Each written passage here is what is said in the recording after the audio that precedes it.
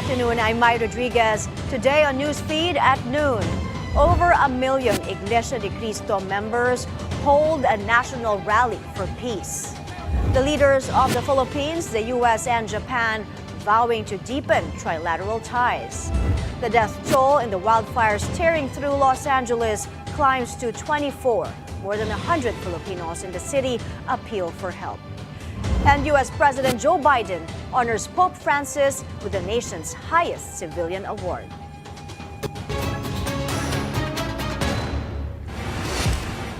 Thanks for joining us. We begin with a massive rally being held by members of the Iglesia ni Cristo. Over 1 million participants have gathered in Manila to call for peace. Let's bring in our correspondent Hannah T, who is monitoring developments there. Hannah, what else can you tell us? My over 1.5 million participants and counting. That is now the estimated crowd here at the National Rally for Peace organized by the Iglesia ni Cristo in Manila. Earlier this morning, the 1,000, but the numbers have increased rapidly as INC members from all walks of life continue to arrive. Participants members from Metro Manila and as far as Tarlac, with similar rallies taking place nationwide, including areas in Davao and Albay. Many of them arrived here as early as last night, filling Rojas Boulevard and other roads nearby. The formal program will start at 4 p.m. and is expected to conclude at around 6. The Philippine National Police assures the public that security measures are in place and they're working closely with INC organizers and local agencies to maintain peace and order. PNP adds they're fully prepared, drawing on lessons from the successful traslacion last week. On the part of the INC, my spokesperson Edwil Zabala has expressed the group's support for President Marcos Jr.'s stand against the impeachment push targeting Vice President Sara Duterte. Zabala says political infighting only distracts government from the real needs of the Filipino people, and we can also see several INC members echoing that message here in Quirino as they carry several placards calling for unity, peace, and order. Mai? Hannah, now that the INC is taking a clear stance on the impeachment issue with such a large crowd, how is the government ensuring the safety of the people there and that this gathering will be orderly? Malacanang says the right to peacefully assemble is a fundamental guarantee of our Constitution, and the administration is fully supporting the Iglesia ni Cristo in exercising that right. All government agencies, that includes the PNP, MMDA, and other health services, have been ordered to be on standby for any needed assistance. And Malacanang has a belief gathering will be peaceful and orderly and will contribute to the unity and clarity that our nation needs. Back to you, Mai. Thank you for that report, Hannah T, live from the Quirino Grandstand. With just 4 months to go before the country's midterm elections, the Philippine National Police is boosting poll security with simultaneous checkpoints nationwide. Let's get the details from our correspondent, Francis Falve, who is on the scene at the PNP headquarters in Camp Crame. Francis, go ahead. Yes, Maya, at least 29 were apprehended for carrying firearms on the second day of the ban for the midterm elections this May. PNP Chief General Romel Mabil ordered police officers to conduct checkpoints 3 times a day. Carrying and transportation of firearms, deadly weapons, and explosives are strictly prohibited. All permits to carry and possess firearms outside of residence are also cancelled, except for those who were able to secure exemption from the COMELEC. Only police, military, and members of the government law enforcement agencies in complete uniform and on official duty are allowed to bear firearms for the entire duration of the election period. Violators face stringent penalties ranging from 1 to 12 years imprisonment. General Marbil said that on the first day of implementation, 4 were arrested in Western Visayas and Soc-Sargen. Newly installed Central Luzon Regional Director Brigadier General Dean Fajardo reported that 25 were nabbed in their 314 checkpoints in the region with 2,438 police personnel deployed. Of the 25, 6 were arrested in Bataan, 2 in Bulacan, 8 in Nueva Ecija, 6 in Pampanga, and 3 in Zambales. Meanwhile, National Capital Region Police Director Brigadier General Anthony Aberin appealed to the public for support, emphasizing the shared responsibility of ensuring safe and peaceful elections. Mai? Thank you. Francis Falve reporting. Former Ilocos Sur Governor Luis Chavit Singson dropping out of the Senate race. He announced his move in a speech before supporters at the Mall of Asia Arena in Pasay City. The 83-year-old politician says he will no longer pursue his candidacy due to health reasons, but he vows to continue serving the public.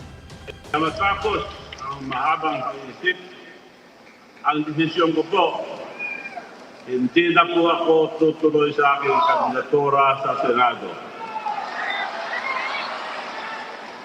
Hindi po biro ang pangkampanya, lalo na ang trabaho ng isang senador kung talaga magtatrabaho.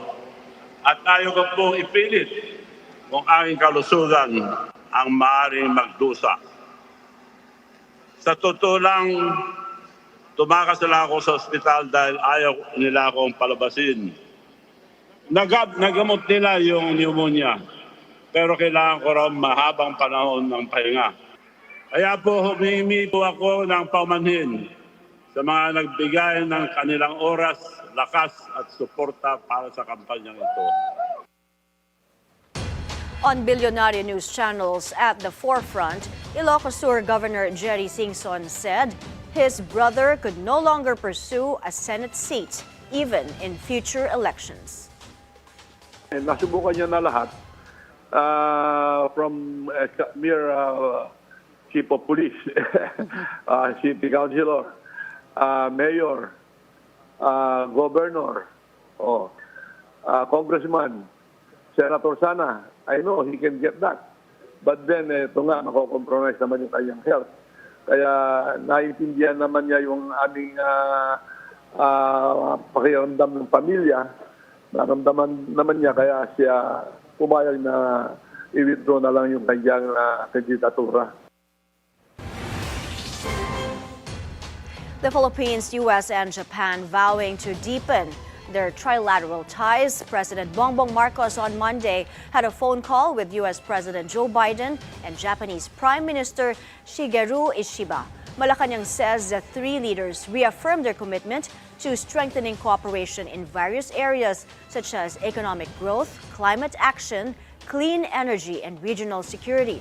The palace adds Marcos stressed the importance of enhancing relationship gains, while Biden highlighted the historic progress made, particularly in maritime security.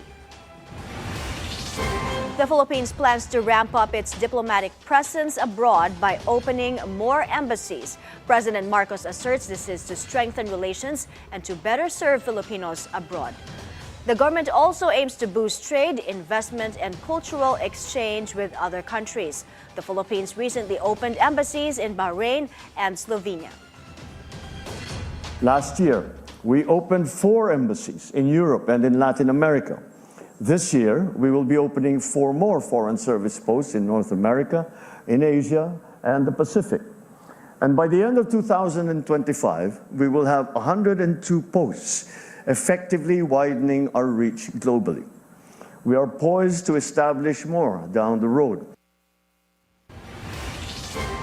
China's so-called monster ship back in the waters of Zambales. The Philippine Coast Guard says the vessel was spotted some 95 nautical miles off the coast of the province. The PCG accuses Beijing of normalizing such illegal deployments to, quote, alter the existing status quo. The Coast Guard vows to remain vigilant despite adverse sea conditions. It also asserts it has been actively conducting radio challenges to the Chinese vessel. China Coast Guard vessel 5901. This is Philippine Coast Guard vessel BRP Teresa Magbanua, MRRB 9701. You are advised that you are currently sailing within the Philippine Exclusive Economic Zone, approximately 97 nautical miles west by south of Capones Point, Zambales, Philippines.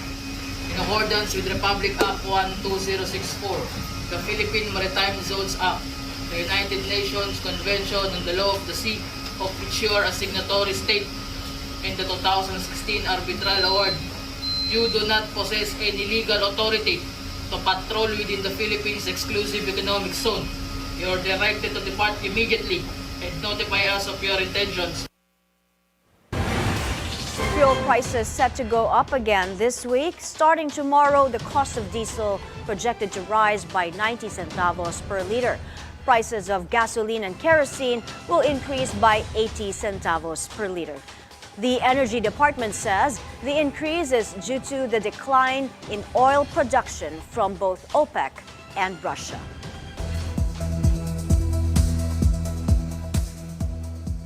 The death toll in the multiple wildfires tearing through Los Angeles climbs to 24. 16 more were reported missing.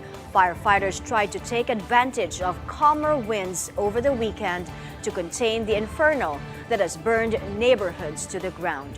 But they are facing a renewed threat as the fierce Santa Ana winds return this week. Elevated critical fire weather conditions will continue through Wednesday. Please rest assured that your County of Los Angeles Fire Department will be prepared. These winds, combined with low humidities and low fuel moistures, will keep the fire threat in all of Los Angeles County very high. So far, the fires have either damaged or destroyed around 12,000 structures. The real scale of the destruction is still unknown. But to paint a picture, before and after videos showed the upscale Palisades Village and Pacific Palisades being reduced into building shells, twisted metal, ashes, and debris. As California burns, President-elect Donald Trump casts blame. He is criticizing the state's handling of the wildfires, calling California officials incompetent. Trump also describes the disaster as one of the worst catastrophes in the history of the United States. At one point, Trump basically claimed that Governor Gavin Newsom blocked a measure that would have allowed water to flow from northern to southern California. But the governor is pushing back. He calls on Trump to stop spreading false information. He also invited the president-elect to visit the state to see the damage firsthand. Almost 150 Filipinos in Los Angeles reached out to the Philippine Consulate for assistance amid the wildfires. On Bilyonaryo News Channel's Basis Points, Consul General Adelio Cruz says these Filipinos are seeking new jobs and new places to stay in. Since the wildfires started on January 7, there's been over 150,000 people under mandatory evacuation. So we believe that there are thousands of our Filipinos who had to voluntarily evacuate from their homes. President Bongbong Marcos extends his sympathies to victims of the devastating California wildfires. Southern California is home to around 2 million Filipinos, and many of them have also been affected by the tragedy. In Rome, Pope Francis also offered prayers, saying he is close to residents of LA. Meantime, U.S. President Joe Biden honors Pope Francis with the nation's highest civilian award, the Presidential Medal of Freedom. He says the pontiff is a, quote, light of faith, hope, and love that shines brightly across the world. Biden was supposed to travel to Rome this week and meet Francis in person, but he canceled the trip to oversee the federal response to the California wildfires. The outgoing president instead spoke by phone with the Pope and discussed efforts to advance peace around the world.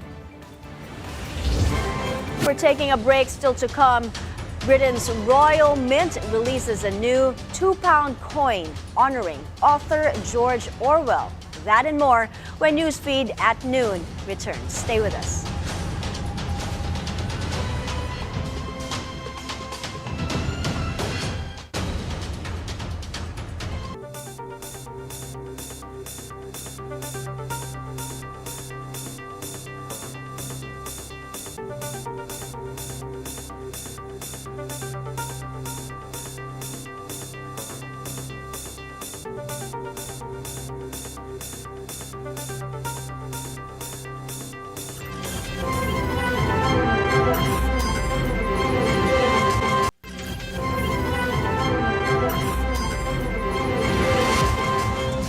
Back on Newsfeed at noon, FIVOX warns of another eruption at Mt Coron on Negros Island. Joining us now for more on this is FIVOX Director, Dr. Teresito Bacolcol. Good afternoon, Director. Yes, good afternoon, ma'am, and thank you for having me here. Thanks for joining us, Director. Now, what is the latest on Mt Coron? Are we seeing increasing activity? I understand the last explosive eruption was last December 9, correct? Yes, that's right. And for the past 24 hours, we recorded 22 volcanic earthquakes in Canlaon volcano, and this is much higher than what we have recorded between January 11 to January 12. On that time span, we only recorded 14 volcanic earthquakes. So we are seeing an increase. Not very significant, but still an increase of the number of volcanic earthquakes from 14 to 22. And yesterday also, we measured sulfur dioxide at around 5,460 tons per day, which is higher than what we have measured on January 11, which is 3,511 tons per day. So right now, Canlaon volcano is still on alert level 3, meaning there is a high level of unrest, and hazardous eruption is possible within weeks. So currently, nasa alert level 3 po ang Canlaon, but do you have plans to raise the volcano's alert level, sir? Well, tinitingnan pa rin natin yung mga parameters. We assess this on a day-to-day basis. Right now, yung parameters niya would still be on alert level 3. Sometimes tumataas, sometimes bumababa, so fluctuating yung parameters. We cannot really see right now an uptrend of the parameters, and we also are not seeing a downtrend of the parameters. So for now, we maintain the alert level at alert level 3. Director, do you recommend implementing evacuations anew? Yes po, within 6 kilometers, dapat wala pong tao. We recommend na residents should not go inside, should not venture inside the 6-kilometer danger zone. And meaning, dapat walang tao nakatira doon. But of course, the implementation of this, our recommendation would still within the purview of the LGUs. Director, how long do you expect Canlaon to continue its rumblings? Well, based on the historical data, this would probably take several weeks. Again, we are seeing 3 scenarios. Yung isa, it would be like slow movement of lava, of magma upwards, and if this would happen, it would probably take several months. It's the same thing what we are seeing in Mayon volcano last year. We're seeing an effusive eruption, and it took 6 months bago eventually nag-die down. And another scenario is that there would be an explosive eruption, and this would take a shorter time period, but this would be very explosive and more dangerous than the first scenario that I'm seeing. Director, that's the worst case scenario, ano? Yung a more violent eruption of Canlaon. Yes, that's right. That's the worst case scenario. And if that happens, then we have to recommend the danger zone to be expanded from right now, it's 6 kilometers to probably around 14 kilometers. How would you assess the preparations in such a scenario, sir? Wag naman sana, pero currently the LGUs, the disaster response team, how are they doing in terms of preparations, contingency measures in such an event? Prepared na naman sila. We've been advising them na dapat yung mentality nila, yung mindset should not be now we will lower the alert level, but they should always think that it's always possible that the alert level will be raised from 3 to 4. So dapat yung preparation nila should be on that anytime the alert level will be raised to 4. Director, let's go to the other volcanoes here in the country. Any of them exhibiting increased activity? We have, aside from Canlaon volcano, we have 2 other volcanoes that have alert levels. We have Taal volcano, which is still on alert level 1. And for the past 24 hours, we only recorded 1 volcanic earthquake. And for Mayon volcano, same with Taal volcano, it's on alert level 1. And for the past 3 days since January 10, wala po tayong na-record ni isang volcanic earthquake.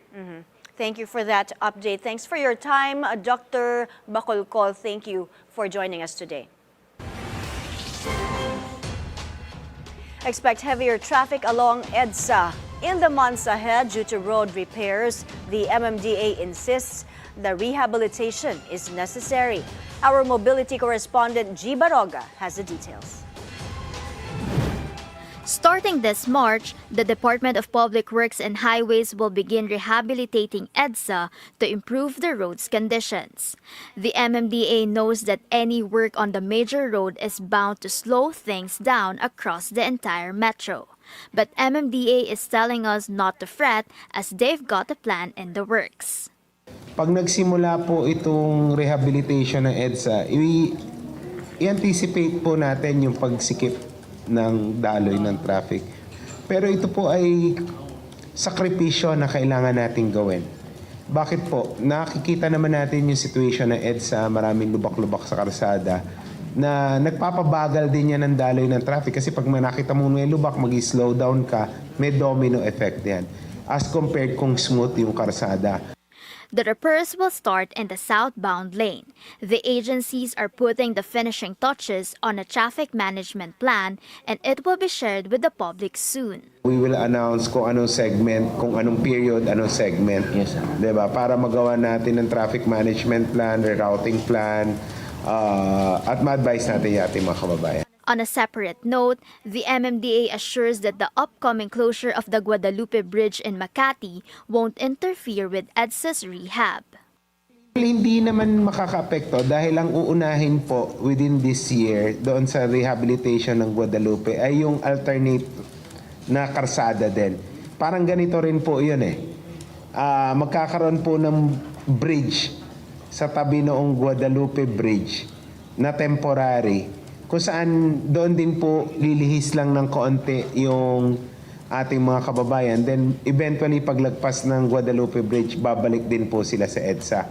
The DPWH says the improvements will include fixing the drainage, reblocking concrete, and adding a fresh layer of asphalt.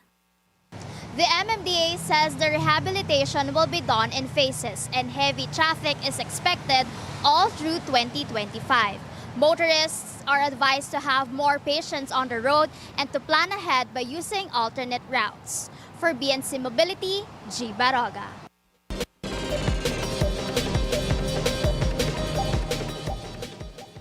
The Philippine economy is expected to remain one of the strongest performers in Southeast Asia this year. That's according to a report by the UN Department of Economic and Social Affairs. The report forecasts our economy to grow by 6.1% this year and further to 6.2% in 2026. The expansion is expected to be driven by strong investment activity and robust private consumption. The government-owned Land Bank of the Philippines planning to raise 10 billion pesos this year through a bond offering. Land Bank President and CEO Lynette Ortiz says this is part of the bank's strategy to generate funds. But it still needs approval from the Monetary Board, NEDA, and the Office of the President before it can proceed. The International Monetary Fund has called for the restoration of capital for both Land Bank and the DBP following their multi-billion contributions to the Maharlika Investment Fund. Despite this, Land Bank maintains it remains financially stable. The Development Bank of the Philippines hopes the House of Representatives will pass its charter amendments this year. DBP President and CEO Michael De Jesus says the amendments aim to increase the bank's capital from 35 billion to 300 billion pesos. Under the new charter, the DBP will also have the option to raise funds from the outside market. Last September, the Senate approved Senate Bill 2804, also known as the new DBP Act. Big changes are happening at the Food and Drug Administration as it streamlines its registration process and extends the validity of health product licenses to 12 years. This is in line with President Marcos's directives to revamp the regulatory landscape to improve public health safety. The FDA says the extension will also reduce regulatory hassles for businesses, especially small and medium enterprises, making it easier for them to operate. Overseas TikTok's attorney remains optimistic the U.S. Supreme Court will rule in their favor. The High Court is expected to decide soon on whether to uphold a law that could force the sale or ban of the short video app in the U.S. by January 19th. TikTok and its users filed suits to block the law, which was passed by Congress last year and signed by outgoing President Joe Biden. President-elect Donald Trump has requested the court to delay the January 19 deadline. His incoming administration seeks to pursue a political solution to the issues at the center of the case. We thought that the argument went very well. The justices are extremely engaged. They fully understand the importance of this case, not only for the American citizens of this country, but for First Amendment law generally and the rights of everybody. We thought that they vigorously questioned both sides. They put us through our paces, but what really came through is that they understand the importance of this case. We're very hopeful of a favorable decision. We're taking another breather. After the break, a look at the preparations for this year's Sinulog festivities in Cebu. Stay with Newsfeed at noon.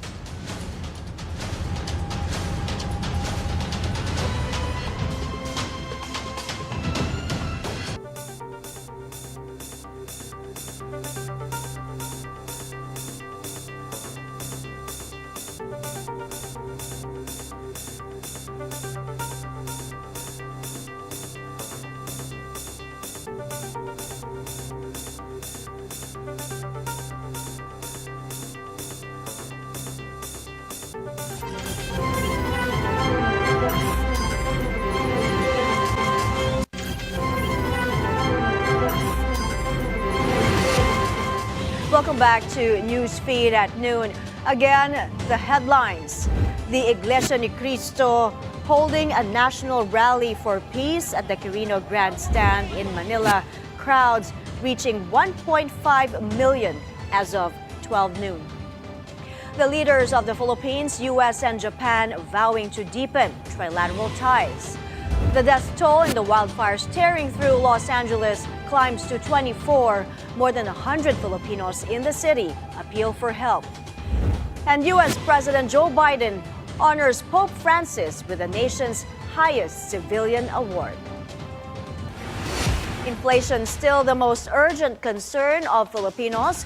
A new OCTA research survey reveals 56% of Filipinos consider the staggering prices of goods as their topmost national worry. That's, however, lower than the 66% in the previous poll. As for personal concerns, 70% say staying healthy is their priority. Other concerns include job security and finishing education. The survey was conducted from November 10 to 16.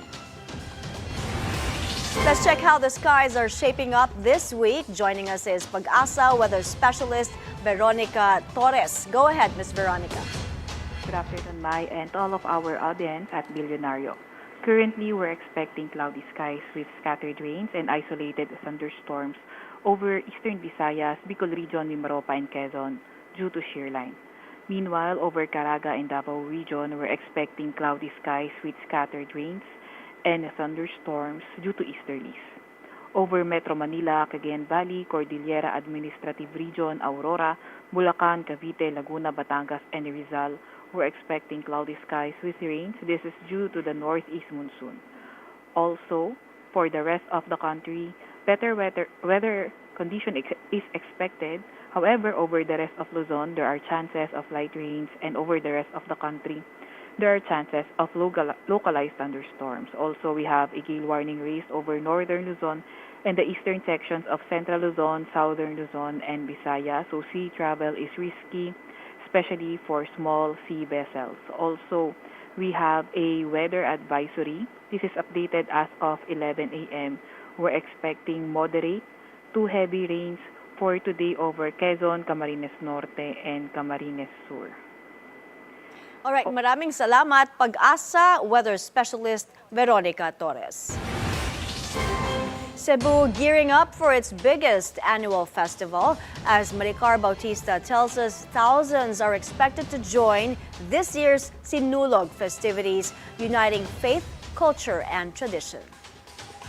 305 vessels will join the 460th Fiesta Senor Fluvial Procession in Cebu starting Saturday next week. This is in honor of the Santo Niño de Cebu. The procession represents the arrival in Cebu of the wooden statue from Spain via Ferdinand Magellan's crossing of both Atlantic and Pacific Oceans. Devotees are hoping to be blessed by the Señor Santo Niño and Our Lady of Guadalupe in the lead aboard the galleon along Mactan Channel. The land feature of the festival will be held at the Cebu City Sports Center. A surge of out-of-towners are expected to crowd the streets to participate in the loud and colorful Sinulog Grand Parade. Viva Pete Senor!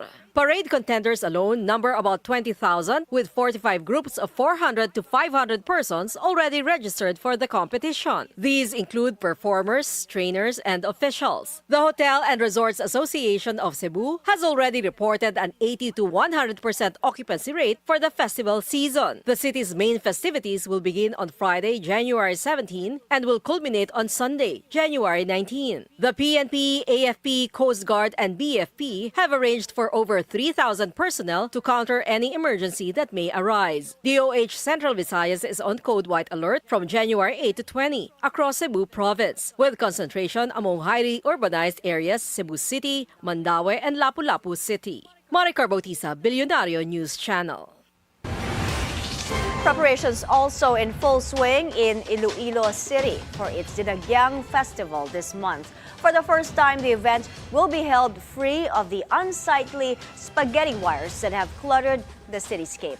The local government carried out an ambitious underground cabling project to clear the streets of these obstructions. This year's Didang Festival is scheduled for January 26th.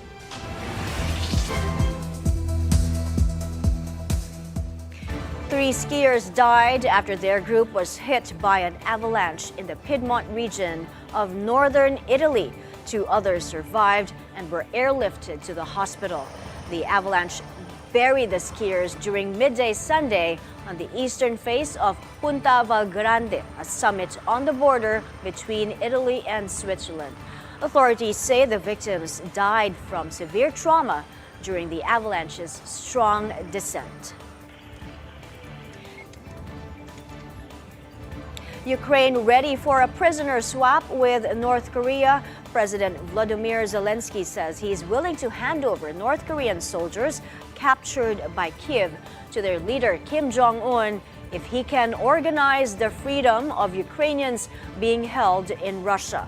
Ukraine on Saturday announced the capture of two soldiers from North Korea, which has reportedly sent 11,000 troops to Kursk to support Russia's offensive. One of the men said through an interpreter that he did not know he was fighting against Ukraine and had been told he was on a training exercise. One of them expressed a desire to stay in Ukraine. The other wants to return to North Korea. If Kim Jong-un remembers these citizens at all and can arrange an exchange for our soldiers held in Russia, we can transfer these soldiers. Undoubtedly, there will be other prisoners from North Korea.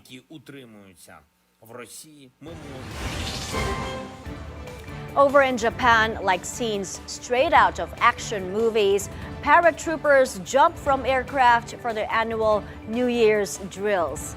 Dubbed New Year Jump, the drill was the first Japan-US paratrooper exercise for the year, which also involved soldiers from the Philippines and Canada. In addition to parachuting, they also took part in combat drills, which included landing from tandem rotor helicopters. An emotional farewell for Spain's Princess Leonor. The 19-year-old princess embarks on a new chapter in her life as she sets sail on board the Navy's Juan Sebastián de Elcano as part of her military training.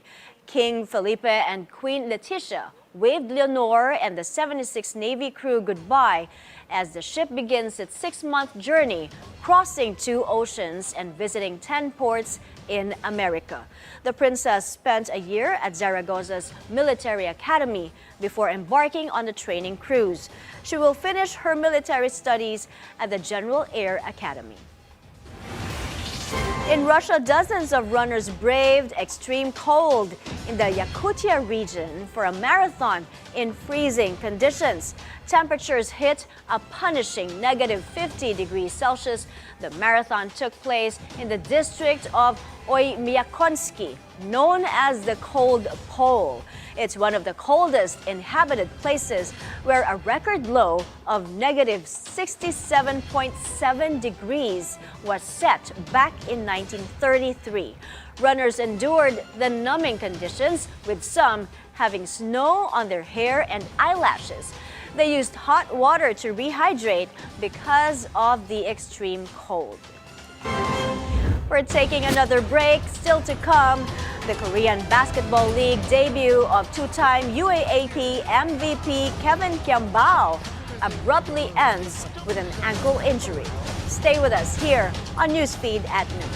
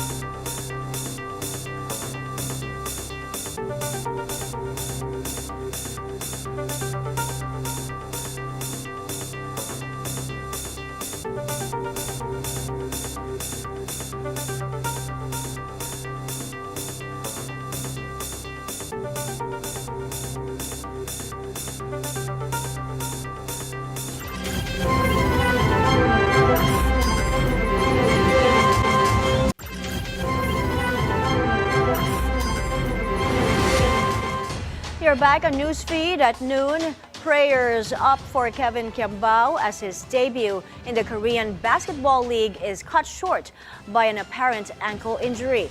The 2-time UAAP MVP suffered the injury late in the second half of the game against the Seoul SK Knights on Sunday. He did not return to action afterwards, tallying 6 points with just almost 7 minutes of gameplay. His team, the Goyang Sono Sky Gunners, lost their home game 84-57. On his Instagram stories, KQ thanked his followers for their prayers and support, saying he will be back soon. Meanwhile, 2-time UAAP champion JD Kagulangan makes a strong first impression in his own KBL debut. The former UP Fighting Maroon registered 7 points, 9 assists, and 5 steals for the Suwon KT Sonic Boom. But his efforts fell short as his team lost to the Seoul Samsung Thunders. Still, Kagulangan was honored as the key player of the game. And before we go, Britain's Royal Mint releases a new 2-pound coin honoring author George Orwell. In time for his 75th death anniversary, the coin features a camera lens with the famous quote, "Big Brother is watching you," from Orwell's classic novel 1984. Orwell joins the ranks of other literary icons honored by the Royal Mint, including William Shakespeare, Jane Austen, and J.R.R. Tolkien. And those are the news this hour. I'm Mai Rodriguez. Keep it here on the Bilyonaryo News Channel. Good afternoon.